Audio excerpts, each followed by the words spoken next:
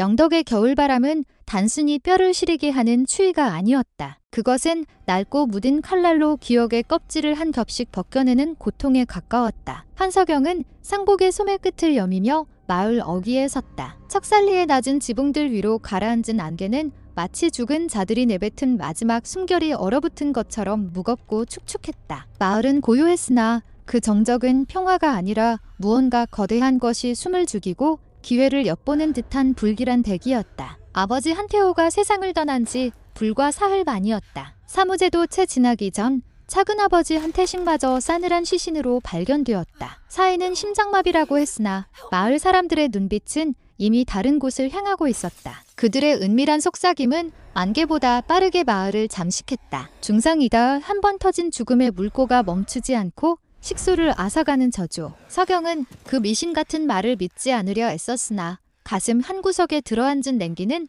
좀처럼 가시지 않았다. 장례식장의 향불은 꺼질 김이 없이 타올랐다. 매캐한 연기가 피부 깊숙이 박힐 때마다 석영은 구역질을 참아야 했다. 영정사진 속 작은아버지는 무표정하게 조카를 내려다보고 있었다. 30년 전 할아버지가 돌아가셨을 때도 이런 일이 있었다고 노인들은 전했다. 그때도 한 집안에서 세 명의 남자가 차례로 관에 실려나갔다. 연장 이 그림자가 다시 집안의 대문을 넘었다는 사실을 석영은 부정하고 싶었다. 석영아, 제발 정신 차려야 한다. 고모 한정숙이 떨리는 손으로 그의 팔을 붙잡았다. 그녀의 눈은 핏발이 서 있었고 얼굴은 며칠 사이에 10여는 늙어 보였다. 오늘이 섣달금음이다. 밤 12시가 지나 새해로 넘어가는 그 찰나에 종소리가 들리면 그때가 고비야. 그 소리를 들으면 안 돼. 소리가 너를 부르면 절대 대답하지 마라. 석영은 헛웃음을 삼켰다. 서울에서의 삶은 숫자와 논리로 이루어진 것이었다. 건축 설계사로서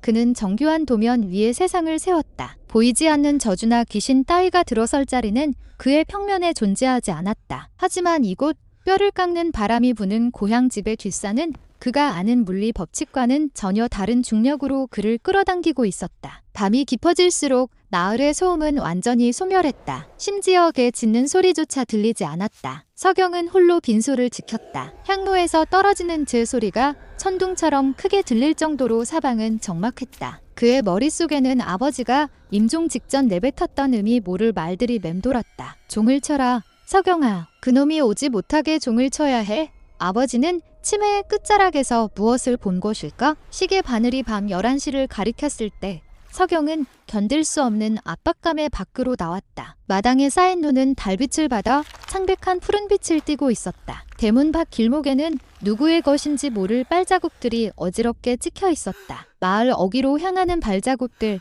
그러나 돌아오는 자국은 없었다. 그는 홀린 듯 뒷산으로 향하는 오솔길을 걸었다. 그곳엔 버려진 지 오래된 작은 안자가 하나 있었다. 가문의 사당처럼 쓰이기도 했던 그곳엔 오래된 범종이 하나 걸려 있었다. 어린 시절 석영은 그 종을 치며 놀다 할아버지에게 호되게 꾸중을 들었던 기억이 났다. 이 종은 산자를 위한 것이 아니다. 죽은 자의 길을 닦는 종이니 함부로 깨우지 마라. 산길을 오를수록 공기는 더욱 날카로워졌다. 해가 찢어질 듯한 통증이 느껴졌지만 석영은 멈출 수 없었다. 마치 보이지 않는 실이 그의 심장을 묶어 산 정상으로 끌어올리는 것 같았다. 드디어 안자의 형체가 안개 속에서 드러났다. 단청이 다 벗겨진 석가래는 짐승의 갈비뼈처럼 앙상했고 그 아래 매달린 종은 거대한 무덤처럼 묵직하게 버티고 있었다. 시계가 11시 50분을 지났다. 섣달금음의 마지막 10분, 민간에서 말하는 시황의 문이 열리는 시간이었다. 석영은 종 앞에 섰다. 그런데 그곳에 누군가 있었다. 누구십니까? 석영의 목소리가 떨렸다. 어둠 속에서 서서히 모습을 드러낸 것은 마을에서 가장 오래된 노인인 박서방이었다. 그는 한씨 가문의 장례가 치러질 때마다 땅을 파고 간을 묻던 이였다. 왔는가? 자네 차례일세. 노인의 목소리는 바람에 섞여 바스러지는 낙엽 같았다. 제 차례라니요? 무슨 말씀을 하시는 겁니까? 중상은 끝을 보지 않으면 멈추지 않아. 자네 아버지가 죽고 작은아버지가 죽었지. 이제 누군가는 그들의 혼을 달래서 저승길을 열어줘야 해. 이 종을 쳐야 하네. 하지만 명심하게. 종을 치는 순간 자네는 이승이 사람이 아니게 될 수도 있어. 석영은 노인의 눈 속에서 기이한 광기를 보았다. 아니, 그것은 광기라기보다는 거부할 수 없는 숙명에 대한 체념에 가까웠다. 노인은 서경의 손에 굵은 밧줄을 쥐어주었다. 종을 치는 당목에 연결된 줄이었다. 12시 정각에 3번을 치게. 첫 번째 소리는 아버지의 길을 비추고, 두 번째 소리는 작은아버지의 하늘 씻으며, 세 번째 소리는 자네 자신의 영혼을 부르는 소리가 될 걸세. 서경의 손바닥에 땀이 맺혔다. 차가운 겨울밤임에도 불구하고 온몸이 뜨겁게 달아올랐다. 심장 박동 소리가 고막을 때렸다. 11시 59분, 세상의 모든 소리가 멈춘 듯한 절대적인 고요가 찾아왔다. 자정, 서경은 모든 힘을 다해 당목을 밀었다. 텅. 첫 번째 타종, 소리는 낮고 웅장하게 퍼져나갔다. 안개가 파도처럼 갈라지며 마을 전체로 음파가 퍼졌다. 그 순간 서경의 눈앞에 환영이 보였다. 상복을 입은 아버지가 대문을 열고 나가며 뒤를 돌아보는 모습이었다. 아버지는 슬픈 미소를 지으며 손을 흔들었다. 눈물이 뺨을 타고 흘러내렸다. 텅. 두 번째 타종. 이번에는 종소리가 날카로운 비명처럼 산맥을 타고 울려 퍼졌다. 작은아버지의 목소리가 들리는 듯했다. 미안하다, 서경아. 짐을 너에게 남겨서 억울하게 눈을 감았던 이들의 기운이 종소리에 실려 하늘로 흩어지는 것이 느껴졌다. 마을의 어두운 지붕들 사이로 검은 그림자들이 솟구쳐 오르더니 허공에서 사라졌다. 이제 마지막이었다. 세 번째 종을 쳐야 했다. 하지만 서경의 팔은 납덩이처럼 무거워졌다. 줄을 잡은 손가락 끝이 감각을 잃어갔다. 치게. 어서. 박도인의 외침이 들렸지만 서경의 귀에는 그 소리조차 멀게만 느껴졌다. 그의 발 아래 땅이 늪처럼 꺼지기 시작했다. 자신의 그림자가 종 밑으로 빨려 들어가는 환각이 보였다. 이것이 연장의 진실인가? 집안의 대를 잇기 위해 누군가는 제물이 되어 그 문을 닫아야 한다는 것인가? 그때였다. 멀리 마을에서 종소리가 들려왔다. 제야의 종소리가 아니었다. 그것은 누군가의 집에서 울리는 작은 요령 소리였다. 정숙 고모였다. 그녀는 집 마당에서 정화수를 떠놓고 빌며 조그만 방울을 흔들고 있었다. 살아라, 서경아. 죽지 말고 살아라. 그 간절한 목소리가 종소리를 뚫고 서경의 의식을 건드렸다. 서경은 이를 악물었다. 그는 죽으러 온 것이 아니었다. 죽음의 연세를 끊고 살아가기 위해 이곳에 선 것이었다. 그는 자신의 그림자를 받고 굳건히 섰다. 그리고 마지막 남은 생의 에너지를 끌어모아 당목을 던졌다. 텅. 세 번째 소리는 앞선 두 소리보다 훨씬 길고 맑았다. 그것은 부름이 아니라 선포였다. 나는 여기 살아있노라는 죽음의 그늘이 더 이상 이 집을 침범하지 못하리라는 단호한 의침이었다. 종소리가 잦아들자 산속은 다시 고요해졌다. 박도인은 어느새 사라지고 없었다. 서경은 바닥에 주저앉아 거친 숨을 몰아쉬었다. 동쪽 하늘 끝에서 아주 미세하게 보랏빛 새벽이 번져오고 있었다. 그는 비틀거리며 산을 내려왔다. 집으로 돌아가는 길은 더 이상 낯설지 않았다. 마당으로 들어서자 고모가 달려나와 그를 껴안았다. 그녀의 품에서는 따뜻한 삶의 냄새가 났다. 끝났다. 이제 다 끝났어. 서경은 고개를 들어 하늘을 보았다. 섣달그음에 긴 밤이 지나고 새로운 해의 첫 태양이 안개를 뚫고 척살리를 비추고 있었다. 아버지와 작은아버지의 빈자리는 여전히 아팠으나 그 통증은 더 이상 그를 무너뜨리는 저주가 아니었다. 그것은 살아남은 자가 짊어져야 할 거룩한 기억의 무게였다. 마을 길목에 찍혀있던 발자국들은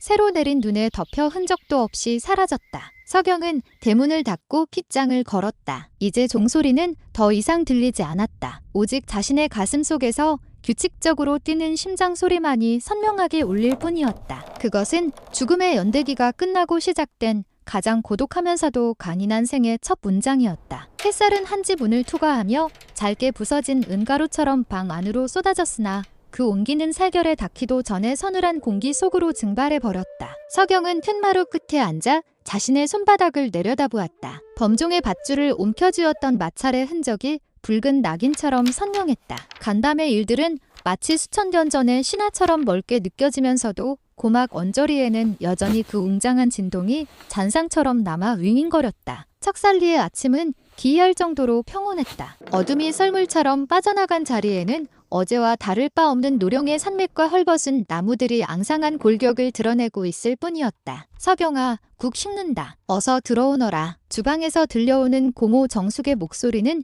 평소보다 한 옥타브 높았다. 그것은 억지로 끌어올린 활기였다. 그녀는 마치 아무 일도 없었다는 듯, 아니 아무 일도 없어야만 한다는 듯이 행주로 식탁을 닦고 또 닦았다. 그녀의 손등 위로 붉어진 정맥이 파르르 떨리는 것을 서경은 놓치지 않았다. 식탁 위에는 김이 모락모락 나는 무국과 새로 지은 흰쌀밥이 놓여 있었다. 죽음의 냄새가 진동하던 집안에 밥 짓는 냄새가 스며드는 것은 지독히도 비현실적인 평화였다. 서경은 숟가락을 들었으나 입안이 모래를 씹는 듯 까칠했다. 그의 시선은 자꾸만 마당 넘어 안개에 가려진 뒷산 암자 쪽으로 향했다. 박도인, 그 기괴한 예언자 혹은 집행자는 어디로 사라진 것일까? 그는 정말 실제했던 인물인가? 아니면 공포가 빚어낸 집단적 환각의 잔재인가? 서경의 기억 속 박도인은 아버지가 젊었을 적부터 집안의 크고 작은 대소사를 돌보던 그림자 같은 존재였다. 하지만 오늘 아침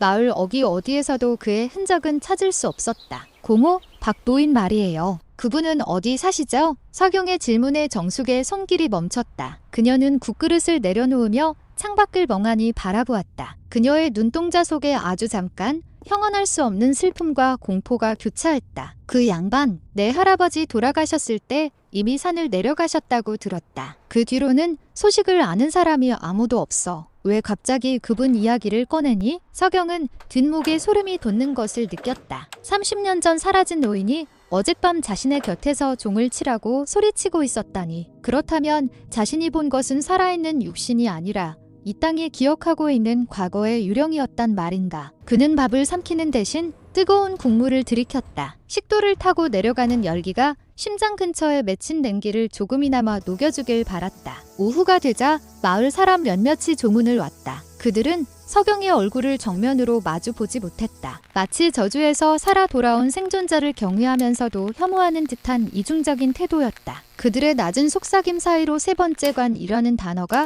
파편처럼 튀어올랐다. 원래대로라면 오늘 누군가의 부고가 더 들려와야 했다는 그 잔인한 기대감이 마을의 공기 중에 부유하고 있었다. 서경은 그들의 시선을 피해 아버지의 서재로 들어갔다. 서재는 아버지가 생전에 가꾸던 고서들과 설계 도면들로 가득했다. 먼지 쌓인 책장 냄새는 아버지의 채취와 닮아 있었다. 서경은 책상 서랍 깊숙한 곳에서 낡은 가죽 수첩 하나를 발견했다. 아버지가 치매 증상을 보이기 직전까지 기록했던 일기장 같았다. 빛바랜 종이 위에는 정갈했던 아버지의 필체가 뒤로 갈수록 날카롭고 불규칙하게 일그러져 있었다. 12월 14일, 다시 그 소리가 들린다. 산 너머에서 누군가 쇠를 깎는 듯한 소리로 나를 부른다. 태식이가 어제 꿈에 할아버지를 보았다고 했다. 할아버지는 아무 말 없이 텅 빈 관 3개를 마당에 놓아두고 가셨단다. 연장의 시작이다. 내가 막아야 한다. 서경이가 오기 전에 내가 이 고리를 끊어야 한다. 서경의 손이 떨렸다. 아버지는 이미 알고 있었다. 자신에게 닥칠 운명과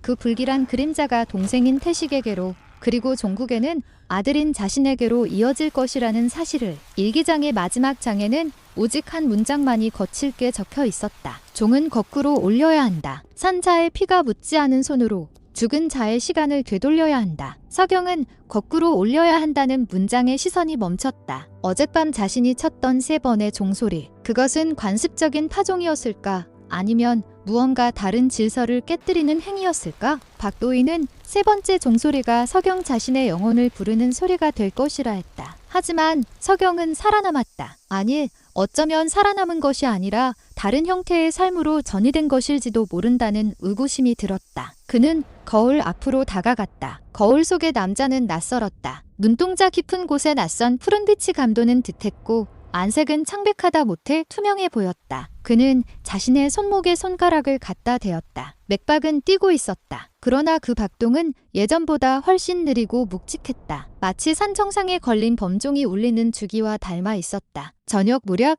집 대문을 두드리는 소리가 들렸다. 정숙 고모가 나가보았지만 대문 밖에는 아무도 없었다. 다만 문지방 위에 작은 보따리 하나가 놓여 있을 뿐이었다. 보따리를 풀어보자 그 안에서는 검게 글린 나무 조각과 낡은 놋쇠 요령이 나왔다. 그것을 본 정숙은 비명을 지르며 바닥에 주저앉았다.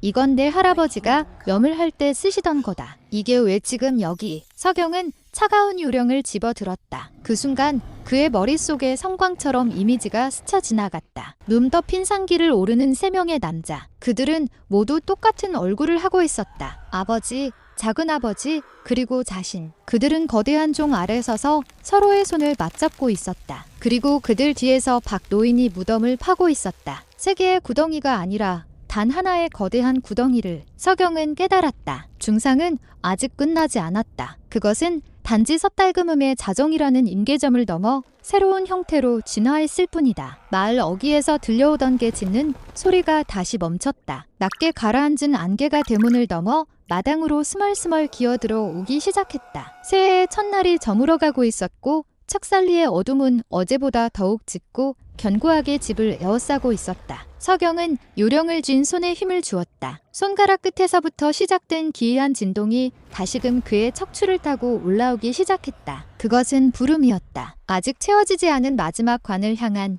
끊이지 않는 연장의 부름이었다. 요령의 서늘한 감촉은 손바닥의 온기를 빨아들이며 금세 서경의 뼈마디까지 시리게 만들었다. 그것은 단순한 금속의 냉기가 아니었다. 수십 년간 흙 속에 묻혀 있었거나 혹은 누군가의 죽음을 가장 가까이서 지켜보며 응축된 시간의 무게였다. 정숙은 마루 바닥에 무너진 채 떨리는 손으로 입을 틀어막고 있었다. 그녀의 눈에는 공포를 넘어선 어떤 경외심, 혹은 거부할 수 없는 천명의 굴복한 자의 허망함이 서려 있었다. 서경은 요령을 가볍게 흔들어 보았다. 짤랑 하고 울려 퍼지는 소리는 맑고 투명했으나 그 잔향은 기묘하게도 공기 중으로 흩어지지 않고 바닥을 기며 서경의 발목을 휘감았다. 서경은 아버지가 남긴 일기장의 마지막 문장을 다시금 되새겼다. 종은 거꾸로 올려야 한다. 어젯밤 자신이 쳤던 범종은 산자들을 깨우는 소리가 아니라 죽은 자들의 질서를 어지럽히는 불협화음이었을지도 모른다. 혹은 이미 정해진 죽음의 순번을 뒤바꾸기 위한 처절한 저항이었을까? 서경은 요령을 품에 안고 마당으로 나섰다. 안개는 이제 처마 밑까지 차올라 집 전체를 집어삼킬 기세였다. 척살리의 산맥은 거대한 짐승의 등허리처럼 웅크린 채 이방인인 서경이 이 땅의 비밀을 감당할 수 있을지 시험하는 듯했다. 그는 무작정 산길을 오르기 시작했다. 박 노인이 사라진 방향, 그리고 어젯밤 그 기괴한 종소리가 시작되었던 안자를 향해서였다. 길은 가팔랐고 얼어붙은 흙은 구두 밑창을 밀어내며 그를 거부했다. 하지만 서경의 몸은 이상하리만치 가벼웠다. 캐구 깊숙이 스며드는 차가운 공기는 통증 대신 기묘한 명징함을 선사했다. 한 걸음 내디딜 때마다 요령이 가슴팍에서 나지막하게 울렸다. 그것은 이정표였다. 보이지 않는 길을 열어주는 망자의 나침반이었다. 얼마나 올랐을까? 안개 너머로 낡은 돌담의 윤곽이 드러났다. 어젯밤 보았던 그 암자였다. 그러나 낮에 마주한 암자의 풍경은 밤보다 더욱 처연했다. 단청은 바르다 못해 회색빛으로 변해 있었고 기와 사이사이는 마른 잡풀들이 점령하고 있었다. 범종각에 매달린 종은 미동도 없이 고요했다. 서경은 종 아래에 서서 밧줄을 바라보았다. 밧줄에 묻은 자신의 핏자국은 이미 검게 변해 원래부터 그곳에 있었던 무늬처럼 자연스러워 보였다. 찾으러 왔느냐? 등 뒤에서 들려오는 목소리에 서경은 몸을 떨며 돌아보았다. 박 노인이었다. 아니, 박 노인이라고 믿었던 무언가였다. 그는 어젯밤보다 훨씬 수척해진 모습으로 해진 누더기 가사를 걸친 채 바위 위에 앉아 있었다. 그의 눈은 초점을 잃은 듯 트릿했으나 그 시선은 정확히 서경의 심장을 꿰뚫고 있었다. 무엇을 찾아야 하는지 가르쳐 주십시오. 우리 집안에 내린 이 중상이 대체 무엇입니까? 왜 아버지는 그리고 작은아버지는 그렇게 가야만 했습니까? 박 노인은 대답 대신 서경이 들고 있는 요령을 가리켰다. 그 요령의 주인은 내 할아버지였다. 이 땅의 모든 죽음을 거두고 길 잃은 혼백들을 저승의 문턱까지 배웅하던 분이었지. 하지만 사람의 일을 넘어서는 순간 업은 쌓이는 법이다. 내 할아버지는 죽지 말아야 할 자를 살렸고 가야 할 자를 붙잡아 두었다. 그 대가가 바로 세 개의 관이다. 하나는 살린 자의 몫이고 하나는 붙잡힌 자의 몫이며 마지막 하나는 그 모든 일을 지켜본 자의 몫이지. 서경은 숨이 멎는 것 같았다. 그렇다면 아버지는 할아버지의 업을 대신 짊어진 것이고 이제 그 굴레가 자신에게 온 것이란 말인가? 그럼 제가 죽어야 이 고리가 끊기는 것입니까? 박 노인이 비릿하게 웃었다. 그의 입술 사이로 서늘한 입김이 새어나왔다. 죽음은 끝이 아니라 이동일 뿐이다. 중상은 죽음으로 갚는 것이 아니라 산자가 죽은 자의 시간을 대신 살아내야 멈추는 법이지. 아버지는 너를 위해 스스로 관에 들어갔다. 하지만 그가 비워둔 마지막 관은 아직 주인을 찾지 못했어. 어젯밤 네가 종을 친 순간 너는 그 관의 주인이 되기를 거부한 것이 아니라 그 관을 짊어질 자격이 있음을 증명한 것이다. 서경은 자신의 손목을 내려다보았다. 느리고 묵직하게 뛰는 맥박. 그것은 살아있는 인간의 리듬이 아니었다. 그것은 산의 심장 소리였고 척살리 지하에 잠든 수많은 망자의 숨소리였다. 그는 이제야 알 수 있었다. 왜 거울 속 자신의 눈동자가 푸르게 변했는지, 왜 마을 사람들이 자신을 경외와 혐오가 뒤섞인 눈으로 바라보았는지. 그는 이미 이승과 저승의 경계에 발을 들인 존재였다. 종을 거꾸로 올리라는 말의 뜻은 무엇입니까? 시간의 흐름을 거스르라는 소리다. 죽음이 삶을 침범하는 것이 아니라 산자의 의지가 죽음의 영역을 규정해야 한다는 뜻이지. 오늘 밤 달이 가장 높이 뜨는 시각에 너는 이 요령을 흔들며 마을의 경계를 돌아야 한다. 단 한 번이라도 요령 소리가 끊기면 네가 거부한 그 마지막 관은 너의 가장 소중한 사람을 찾아갈 것이다. 박도인의 형체가 안개 속으로 서서히 흐려지기 시작했다. 서경은 그를 붙잡으려 손을 뻗었으나 손가락 끝에는 오직 차가운 수증기만이 걸릴 뿐이었다. 산 아래에서 정숙 고모의 비명 섞인 부름이 들려왔다. 서경은 요령을 움켜쥐고 산을 내달렸다. 내려가는 길은 올라올 때보다 훨씬 험난했다. 나무 뿌리들이 그의 발목을 낚아채려 했고 이름 모를 산짐승들이 어둠 속에서 번뜩이는 눈으로 그를 감시했다. 집에 도착했을 때 대문 앞에는 마을 사람들이 모여 있었다. 그들의 손에는 횃불이 들려 있었고 얼굴에는 기괴한 흥분과 공포가 뒤섞여 있었다. 정숙은 마당 한가운데 주저앉아 오열하고 있었다. 그녀의 앞에는 텅 빈 관 하나가 놓여 있었다. 누군가 산에서 내려보낸 듯 흙이 잔뜩 묻은 나무관이었다. 서경아, 저 관 좀 보거라. 저기에 내 아버지의 이름이 적혀 있다. 그런데 아니 비어 있어. 서경은 관으로 다가갔다. 관 뚜껑에는 이규환이라는 아버지의 이름이 선명하게 새겨져 있었다. 그러나 관 안쪽에는 아버지가 입고 있던 수에 대신 서경이 오늘 아침까지 입고 있던 낡은 코트 한 벌이 덩그러니 놓여 있었다. 그것은 명백한 선전포고였다. 죽음이 그의 일상을 잠식하기 시작했다는, 그리고 이제 도망칠 곳은 없다는 선언이었다. 마을의 최고령자인 최영감이 횃불을 들고 서경 앞에 섰다. 그의 깊게 팬 주름 사이로 검은 그림자가 일렁였다. 이복에 서경이, 자니가 종을 친 뒤로 마을 우물이 검게 변했네. 가축들은 피를 토하고 죽어나가고 있어. 이건 자네 집안만의 문제가 아니야. 척살리 전체가 죽음의 구덩이로 끌려 들어가고 있단 말일세. 박도인이 시킨 대로 하게. 자니가 이 업을 끝내지 않으면 우리는 자네를 이관에 넣어 산채로 묻을 수밖에 없네. 최영감의 말은 협박이 아니라 절박한 생존의 비명이었다. 서경은 요령을 높이 치켜들었다. 노스의 차가운 광택이 횃불을 반사하며 날카롭게 빛났다. 그는 알고 있었다. 이제 자신이 해야 할 일은 슬퍼하거나 두려워하는 것이 아니었다. 그는 아버지가 남긴 뒤틀린 유산을 정면으로 마주해야 했다. 밤이 깊어지자 척살리는 거대한 무덤처럼 침묵에 잠겼다. 서경은 요령을 흔들며 대문을 나섰다. 짤랑 짤랑 소리는 안개를 가르며 마을 고삿길로 퍼져나갔다. 그가 발을 뗄 때마다 길가에 늘어선 민가들의 불이 하나둘 꺼졌다. 사람들은 문을 걸어 잠그고 숨을 죽인 채 경계를 걷는 자의 소리에 귀를 기울였다. 서경의 시야에 기이한 광경이 펼쳐지기 시작했다. 안개 속에서 하얀 소복을 입은 형체들이 하나둘 나타나 그의 뒤를 따르기 시작한 것이다. 그들은 표정도 소리도 없었다. 오직 요령 소리에 이끌려 자석처럼 끌려오는 망령들이었다. 서경은 뒤를 돌아보지 않았다. 아니, 돌아볼 수 없었다. 뒤를 돌아보는 순간 자신이 이끌고 있는 이 죽음의 행렬에 잡아먹히리라는 것을 본능적으로 깨달았기 때문이다. 마을 어귀의 성황당 나무에 다다랐을 때 요령의 진동이 최고조에 달했다. 서경의 손바닥에서는 피가 배어나와 요령의 손잡이를 적시고 있었다. 산자의 피가 묻은 요령. 그것은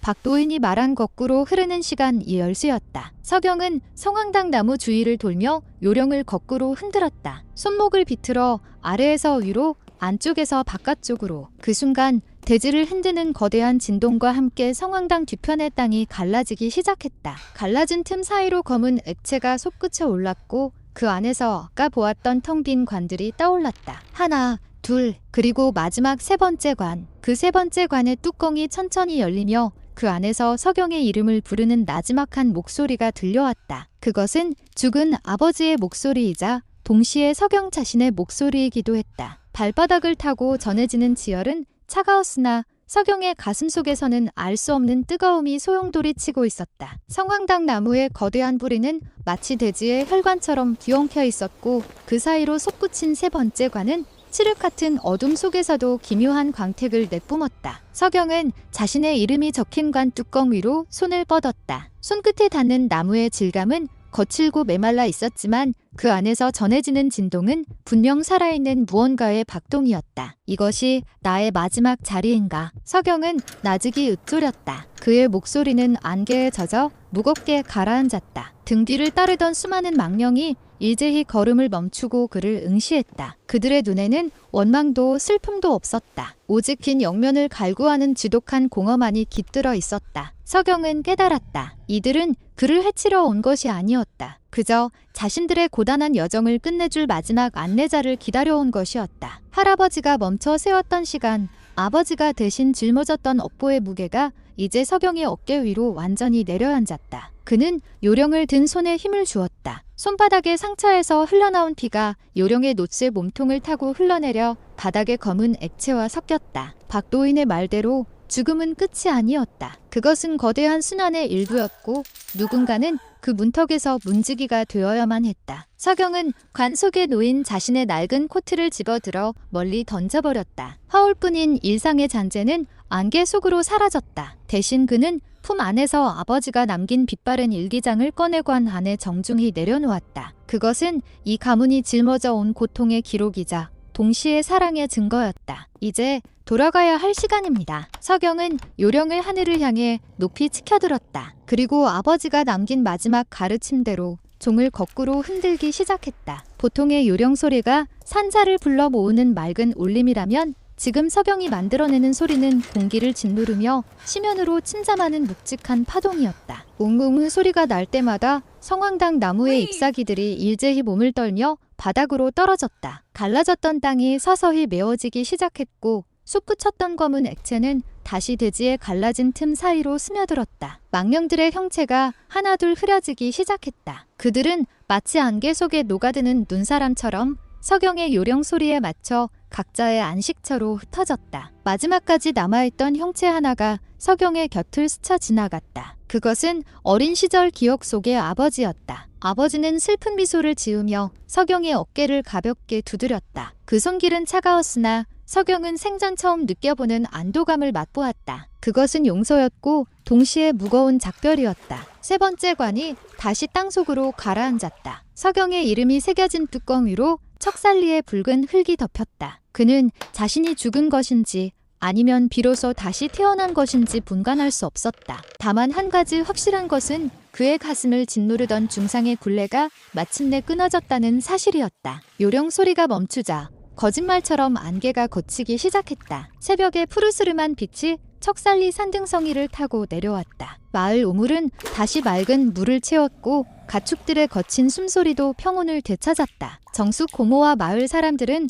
성황당 입구에 망연자실하게 서 있었다. 그들의 눈에 비친 서경은 더 이상 서울에서 내려온 유약한 청년이 아니었다. 그의 눈동자는 깊은 밤의 바다처럼 푸른 빛을 머금고 있었고 그가 내딛는 발걸음마다 서늘한 연기가 감돌았다. 서경은 대문 앞에 놓였던 빈 관을 치우지 않았다. 대신 그 위에 하얀 천을 덮고 꽃 한 송이를 올려두었다. 그것은 누군가를 묻기 위한 도구가 아니라 산자들이 죽음을 기억하고 경외하기 위한 상징으로 남겨졌다. 그는 이제 마을의 가장 외딴 곳, 아버지가 머물던 그 낡은 집에 정착하기로 했다. 낮에는 평범한 이웃으로 살아가겠지만 달이 높이 뜨고 안개가 마을을 덮는 밤이면 그는 다시 요령을 들 것이다. 경계를 걷는 자로서 산자의 꿈을 지키고 죽은 자의 길을 닦는 파수꾼의 삶을 살아가게 될 것이다. 척살리의 겨울은 길고 혹독했으나 그해 봄은 유난히 일찍 찾아왔다. 마을 사람들은 더 이상 중상을 두려워하지 않았다. 밤마다 들려오는 은은한 요령 소리가